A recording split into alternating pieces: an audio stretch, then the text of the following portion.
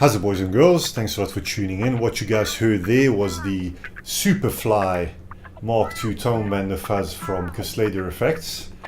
And to be perfectly honest, when I saw the name SUPERFLY, I immediately thought of Curtis Mayfield. So I was going to do a 70s era soul funk type of backing track. But then I realized that people like Curtis Mayfield and the Isley brothers, they mainly use the Big Muff fuzz for their tone in conjunction with some kind of univibe or phaser or rotary. So I decided to go the other iconic route, which is Jimmy Page from the band Led Zeppelin. He's one of the most famous names to mention when it comes to the tonebender sound. But there are a variety of other players as well, such as Billy Gibbons from ZZ Top, who also used it.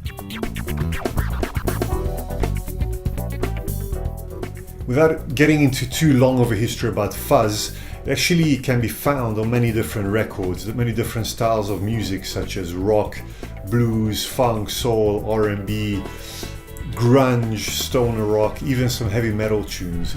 If you're new to using fuzz pedals, it might take a bit of getting used to at first, but there are actually quite a few things you can do to get yourself accustomed to them a lot faster.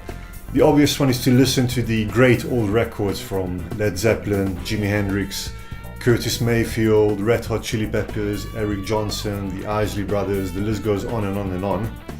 Another one is to play around with the amp settings, especially the gain and the treble. Fuzz pedals can be also very useful in a lot of situations. You can actually sit in with the horn section and you can accentuate some of the lead lines. You can use a fuzz to double up certain voicings within the arrangement to either bring them out or to thicken them up. A very good example of this is the song called Run for Cover by Marcus Miller, where the main line is actually thickened up by an overdraft pedal, but fuzz actually works a lot better in this situation in my opinion because it's a bit thicker sounding. You can also use it on bass to add a lot of extra growl and grit. A notorious bass player for this is Larry Graham from Graham Central Station. You can also make this pedal sound really heavy, especially when you down tune the guitars, and you can get some real great chugging tones when you get the gain and the tone balance right. And if you want to make it sound extra heavy, then you can even add an octave down pedal to add really a lot of thump to the low end. Another thing that I like to do is to use it in conjunction with some kind of overdraft pedal, like I have done so in the song, the solo especially. I use my trusty old Klon clone made by the same company, Kasleder Effects. What this does, it actually adds some extra saturation, which is very useful when you're doing solos. I like to think of fuzz pedals as the exotic colors on your palette that a painter paints with.